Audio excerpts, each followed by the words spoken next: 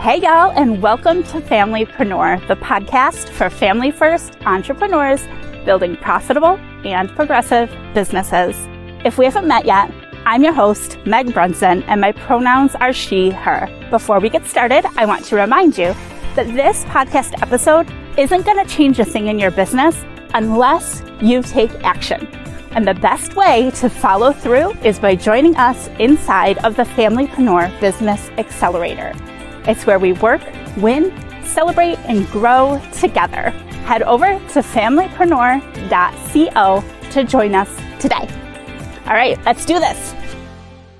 Hey, FamilyPreneurs. I'm excited to have you here with me again today. We are going to be talking about simplifying and streamlining your daily workflow. And of course, I've got a guest with me today, Melanie Scroggins. You got it. That's why I'm like, I just want to... Melanie Scroggins. Melanie is a voice actor, podcast host, content creator. She has had the opportunity to voice projects for companies like Google, Subaru, Hyatt Hotels, AT&T, Duolingo, NerdWallet, Target, and more. She also runs the Work From Home Voice Actor, a comprehensive platform designed for aspiring and beginner voice actors who want to learn how to build successful voiceover businesses from home. Melanie is a proud wife and a mom in a family that practices family-first entrepreneurship. I am so happy to have you with me today, and thanks for scheduling time with me. Thank you. I'm really excited to be here.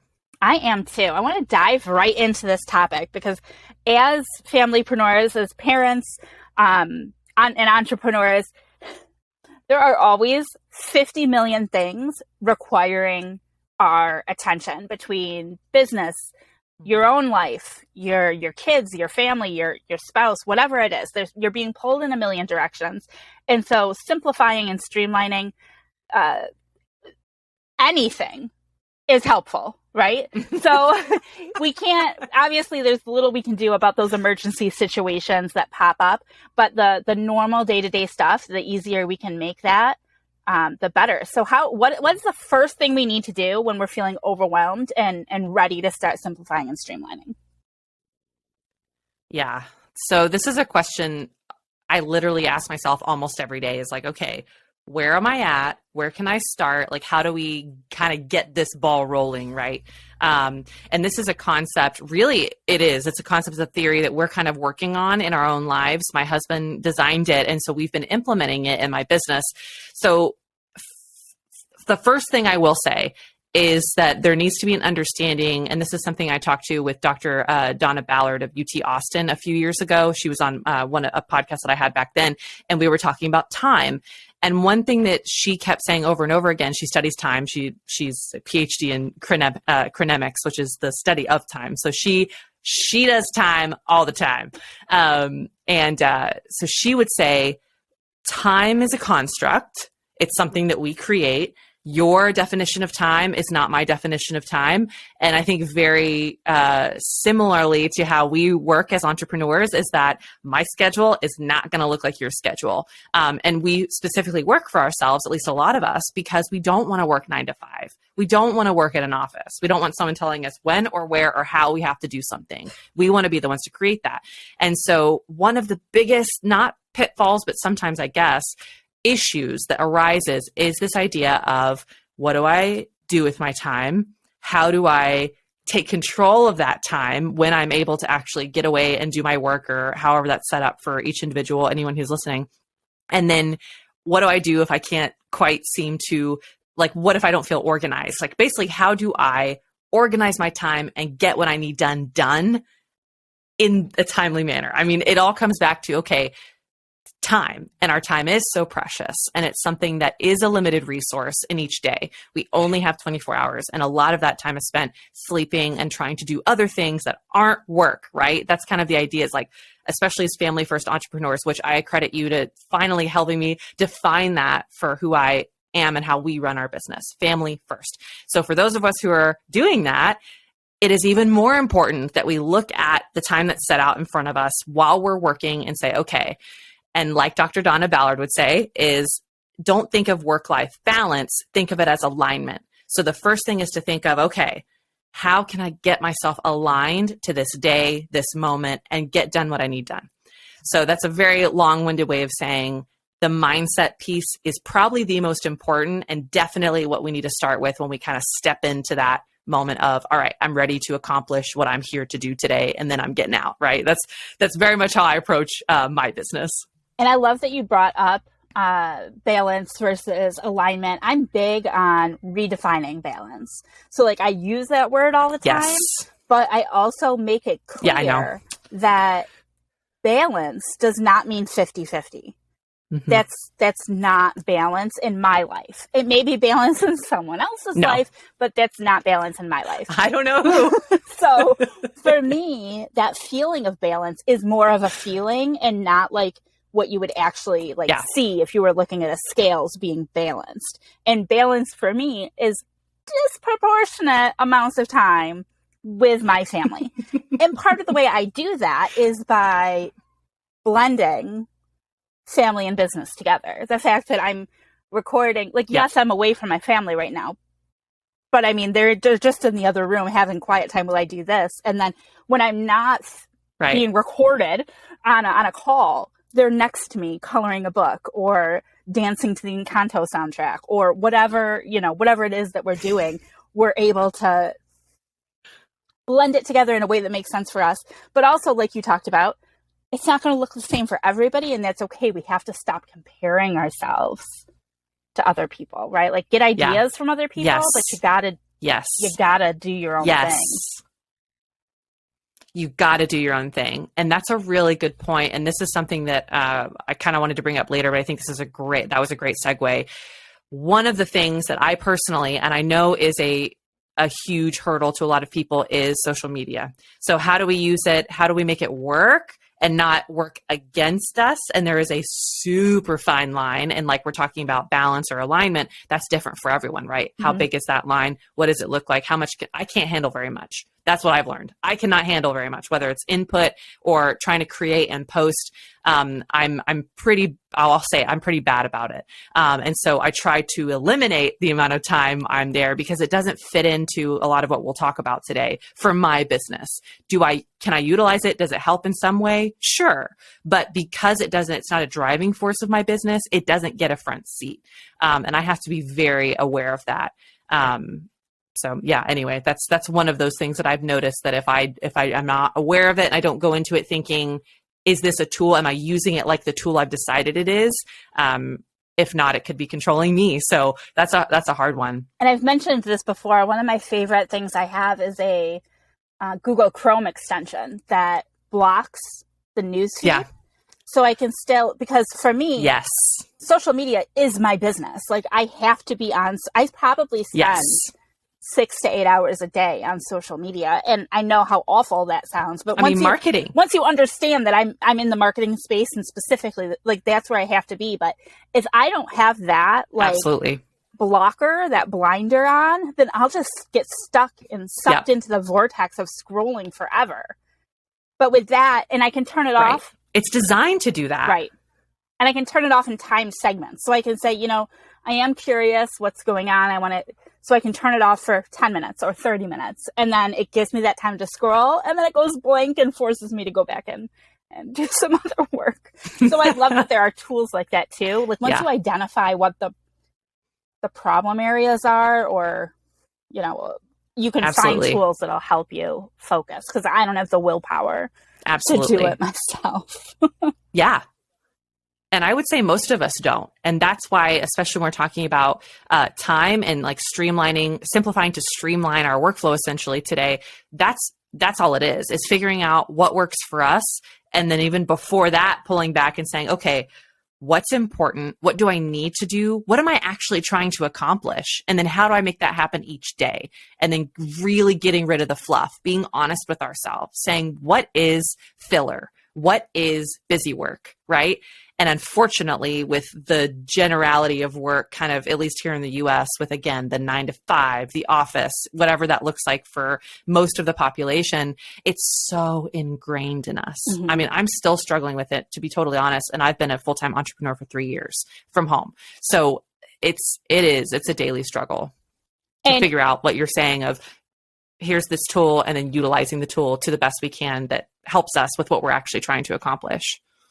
And I think what you just kind of touched on is figuring out what you actually need to accomplish. I think that kind of brings us into output goals, right? Like that's one of the things we have to do is figure out like what is the output that we need to see happening on a daily basis. Can you talk a little bit more about that? Absolutely. And so it's really important to first define what an output goal is. So looking at your own business, and defining what you can control is the first step, because I feel like when we set goals for our business, and this is the conversation my husband and I come back to all the time. So he helps me in my business. We very much are team players. He's the main caregiver of our son right now, and I work, but we very much work together. So, and especially when it comes to mindset and just overall looking at the business, he's a huge, huge asset to me.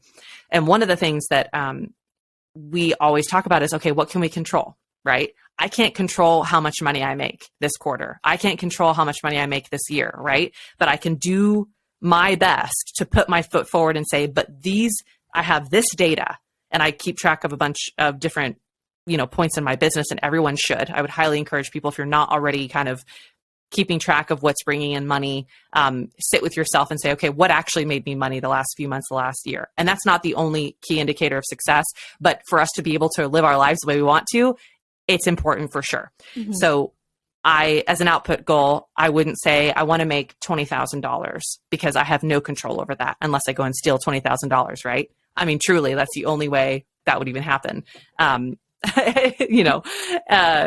force someone to give it to us, which that probably won't go over very well. Probably. But what if I say, but what if I say, last month, the month before that, and the month before that, I can see in this last quarter that when I sent 200 pitch emails, I got 10 new clients from that. And each client represented X amount of money, which was able to bring me in X amount for that quarter, right? I can control how many emails I send out to tell people about my business and what I offer and what I do. I can't control who responds, but that's why I keep sending those emails. That's why I keep showing up and doing my work and understanding what brings back the most. I hate to say the word, but it's so true. ROI. Mm-hmm. What is the best return on investment I can do in my business? Because it allows me to keep doing what I want to do, which in our case is run a family first business, how I want, when I want, where I want. So determining what goals you can control is the best way to define an output goal. And most of us have probably one or two main ones that we're always kind of looking for. And then everything on top of that is possibly extra. But my first, my first piece of advice would be to sit down with yourself and really ask yourself, what brings in money? What brings in that level of success I've defined for myself? And I would encourage people to set business and personal goals, whether it's, I want to walk 2 miles a day, and then I want to send this many emails, that kind of thing as an example. And just be honest. What are those things? Because just as an example, in my business, I do voiceover. Again, she had introduced me. I'm a voice actor. When I sat down and looked at everything I was doing, I realized there was a lot of fluff. And my issue at the time was I wasn't being super clear on what those output goals were. I had a bunch of different things I wanted to do. I thought I wanted to accomplish, but to be honest, those were more for fun or hobbies, but I was trying to make them a part of my workday. And it was really clogging up my pipeline. It was keeping me from being able to accomplish what I actually wanted to accomplish in my business. It's just that if I set output goals, it may take me a little longer to do those other things. But guess what? I'm streamlining what I'm doing every day, and I don't have a question of what I'm supposed to be doing at any given moment. That's the power of being able to set those, because you can show up, especially in our chaotic schedules, because they are. There's this ebb and flow, there's this flux all the time. So be able to sit down, go into your office or wherever your space is that you work and say, this is all I need to do today, because that's what I'm trying to achieve. And 1 or 2, maybe 3 things is kind of the golden sweet spot, I would say. I love that. And I think part of the reason, I definitely had a point, and I can't remember exactly when it was, where I discovered that difference between setting just income goals without, and you think you have a plan to get there, but you really don't. And I think part of the reason that's so problematic is because what you fall into doing is looking at what other people in your space are doing. And you look at somebody else, maybe 100%. I'm just going to use you, right? Like another voice actor and what they're doing. And you're like, oh shoot, they wrote a book and they are on these podcasts and maybe they have their own podcast and they're on TikTok doing these cool dances. And suddenly you feel like you have to do all those things and you forget that what works for one person doesn't work for another. And also the likelihood that you're following somebody who started at the same time as you or less is slim. You're following somebody who's been in the game at least a year, let's just say longer than you. And so they've been able to like build up those things. So I think that, obviously we're not even halfway through this conversation, but I feel like a big takeaway that listeners should have right now is to evaluate what your goals are. And I love, love, love that focus on figuring out what your output goals should be and letting everything else kind of just be extra until they prove themselves that they're worth it. Yeah. And to be totally honest, this is how we approach every day. And it is very hard for me. Again, it is a conscious effort that is being made. That's why mindset is so important. And I struggle with that too. I struggle with getting myself in the zone and saying, okay, this is all you have to do.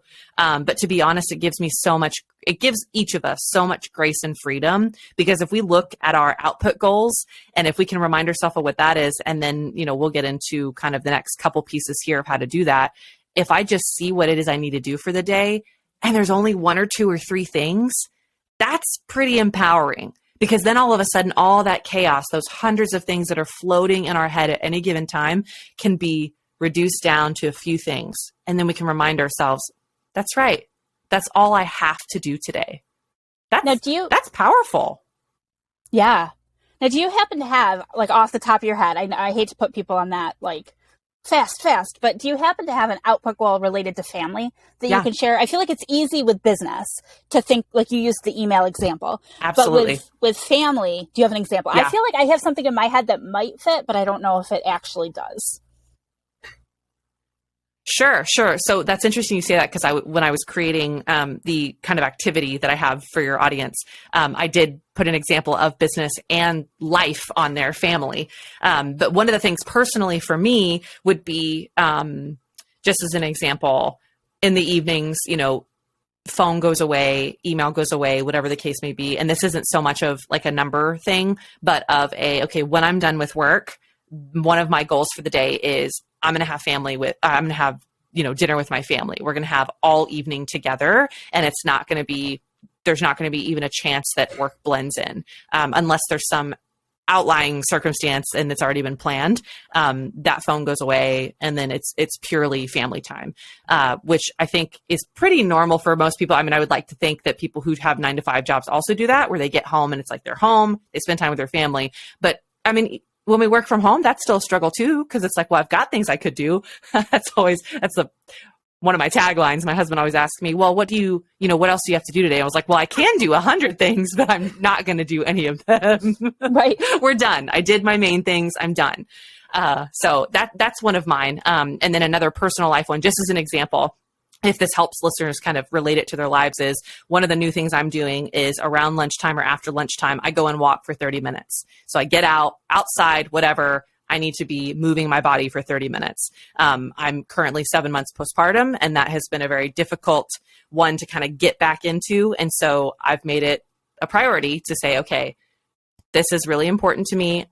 Let's go do it. And then I look at my watch, we get going, and then I come home and I did it, right? Like, that's accomplished. Let's move on. And is there a process that you have for figuring out for prioritizing what needs to get done, what's more of a want? How do you figure out what's the most important thing that you should be starting with? This is a hard one because, again, like I mentioned earlier, all of our definitions for success are different. Mm-hmm. But that's where you start, is what actually helps me to be successful? What helps me to pay my bills every month? Whatever question you ask yourself to think of these particular action items, how do I do these things? How am I going to be able to they're very much like real world grounded items into whatever your life situation is, whatever your work situation is. So those would be probably the first two questions I'd ask myself is, what pays the bills and what's my definition of success? So what helps me to be successful in the way that I have defined it for myself and my business? So the way my husband and I talk about it is it's not those pie in the sky items. What's going to help me become an influencer? What's going to help me, get 100 podcast guests this year? Like these kind of like, they're great goals and there's nothing wrong with them. But let's take that back a bit. What are the bite-sized pieces that I can do every day that help me get to those places that are relevant to my business? That's a big one for me, is the relevancy for my business. Because again, I don't know if you struggle with this, but I am constantly thinking of different ideas and ways to reach out to people and things I could do with my show. And constantly, I feel like that is the plight of entrepreneurship. People are like, oh, it's cool being an entrepreneur. That's so neat. And you're like, it's like, it sometimes can be a personal hell, not in a bad way, just your mind is always on fire with all these different ideas. And yeah, not to mention, the world we've lived in for the past few years of all of us being at home or being somewhat like a balance of being at work, being at home, whatever your situation is. So your mind is just constantly running around. And so it's important to just truly take a step back, take a few breaths, literally, metaphorically, and just ask yourself, what is it that truly, truly matters in my business? What matters? What do I do? Right? I get lost in that sometimes. I'm like, wait, no, I'm not these other things. I am a voice actor. I am, these things. And again, identity is wide and broad and beautiful. But when we're talking about these things with what we do, it is so important to be specific because that helps us come back to, okay, here's all this chaos. Here's all these things I could be doing. What do I need to be doing? Right? So the next part of it is, and I think I put it out of order when I sent you this, but is to prioritize those things, is to say, what are the pieces that get priority? What brings in, again, I keep going back to this question, but this is something I have to do in my business. What actually brings in the money so I can pay for my life that I so desperately want to have and have grown and built, right? In the way that we want it. And so those things get written down. So for me, as an example, auditioning is huge for me. You'd think that would be a given because I'm a voice actor, but that is a huge, huge pull for my business because it gets more people hearing me, gets more people understanding what I do, what I sound like. And even if they don't hire me, they can say, oh, okay, we can't use her for this project, but maybe we'll use her for another. So as many people that can hear me as possible is the best thing for my business. The second thing is to answer emails. So people who are reaching out and saying, hey, what do you do? All this kind of stuff, answering questions from voice actors who reach out through the platform and that kind of thing. And then the very last thing is just general correspondence of, could be a plethora of things. But my main two things, obviously outside of working on active projects and stuff like that, is auditioning. That is my main thing. And so if I don't do anything else during the day, I have to do that because that's my bread and butter. So just as an example, in the realm of what I do, that's how I prioritize. But again, it's just asking yourself those questions. What's my definition of success?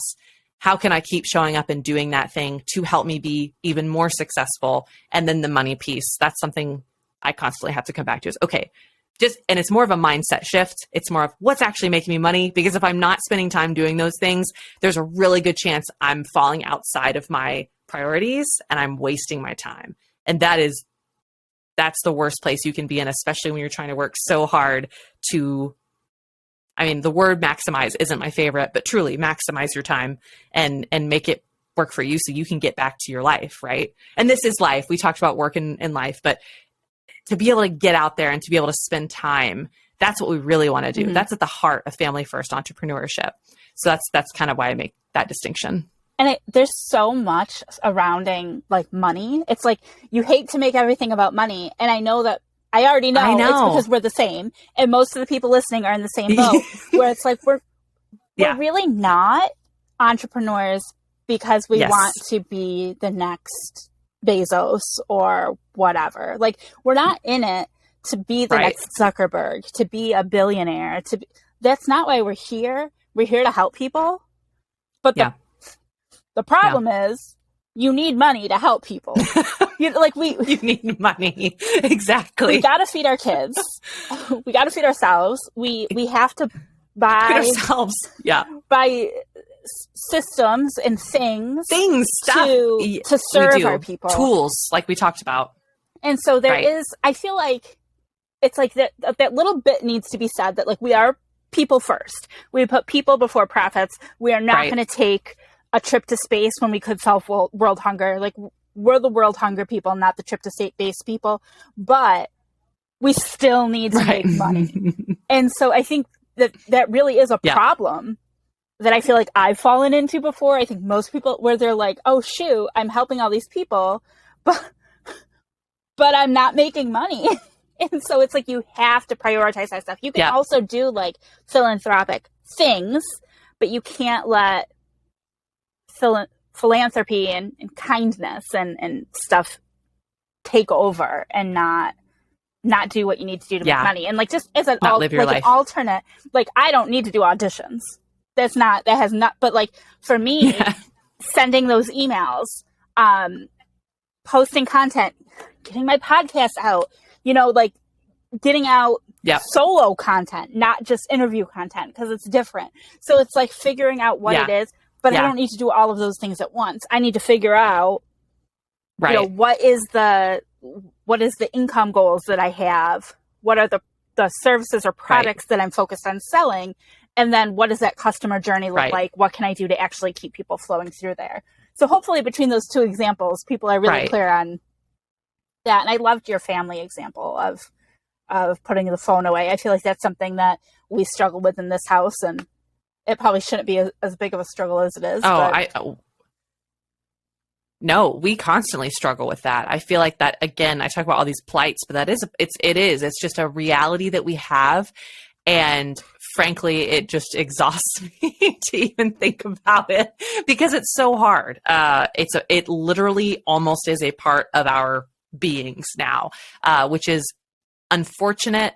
But it's a hard relationship, right? Like it's hard to define, it's hard to understand, but at the same time, we use them all the time. And so it can be a source of good. It can be a source of not so good. Moderation, most likely not so much moderation. It's a back and forth, and all we can do is practice. And that's where I'm at. I can be really hard on myself, as I know a lot of people, a lot of women specifically, we can be very hard on ourselves for the different things and goals that we have, like putting our phone away and saying no to certain things.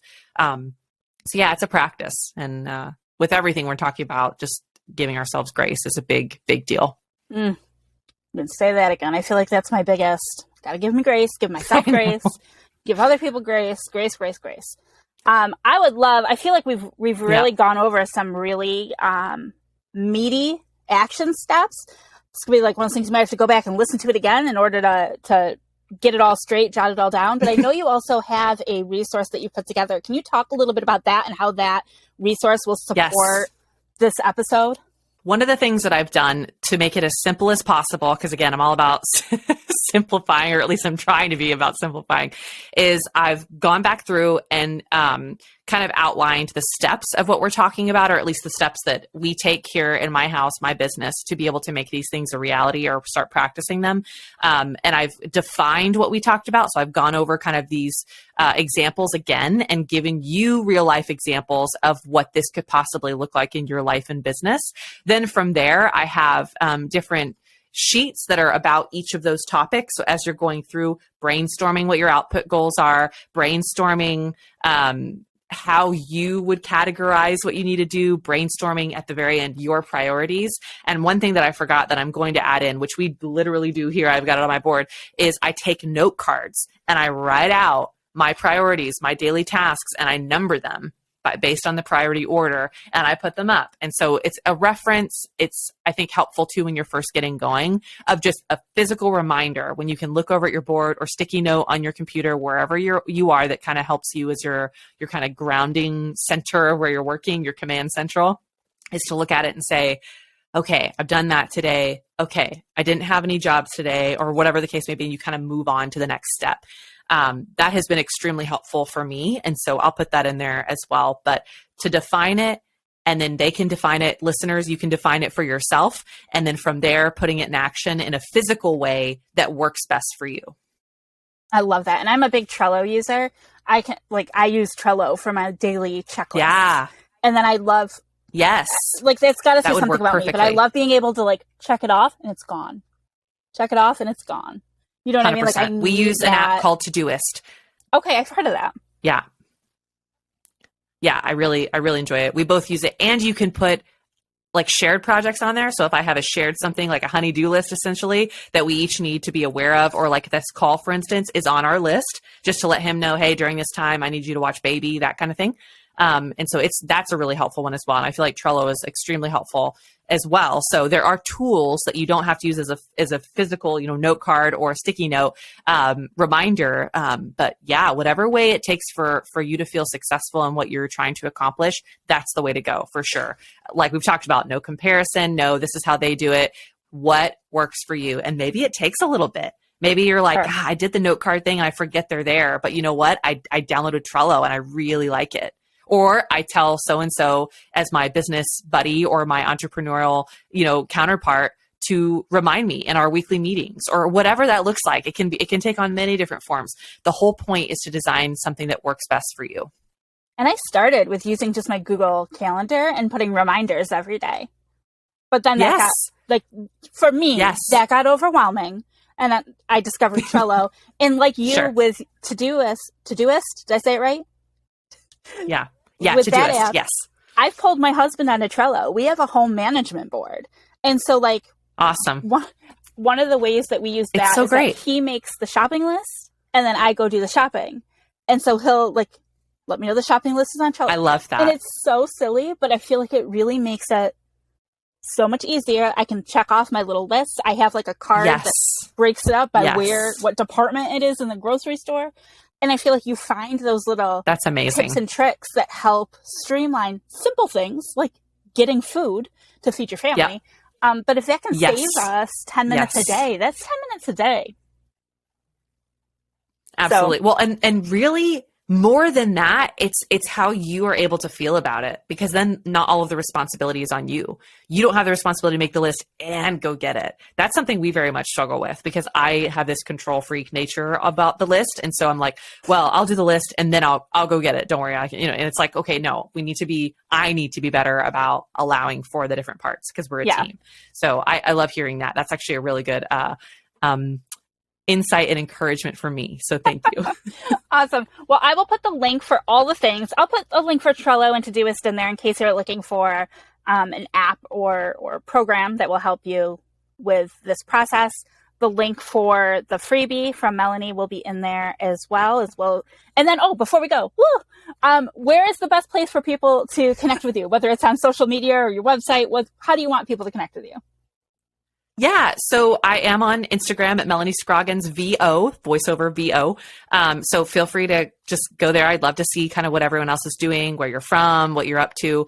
And then if you want to reach out and chat, you can just email me and I'll give Meg my email. And I'm kind of old school in that way. I like a good email conversation. So feel free to reach out. Awesome. Well, thank you so much. Thank you so much for spending time with us today. I feel like this is a real juicy conversation, and I appreciate your willingness to be here and have it with us. Thank you so much. Yes. All right. That is it for this episode of FamilyPreneur. Join us inside of the FamilyPreneur Business Accelerator to follow through on the action steps from this episode alongside an incredibly supportive community. Plus, access our robust training vault and a variety of exclusive monthly virtual events, including co-working, happy hours, and bonus training sessions. Head over to familypreneur.co and join us today. Until next time, I'll see you over in the FamilyPreneur Business Accelerator. Bye for now.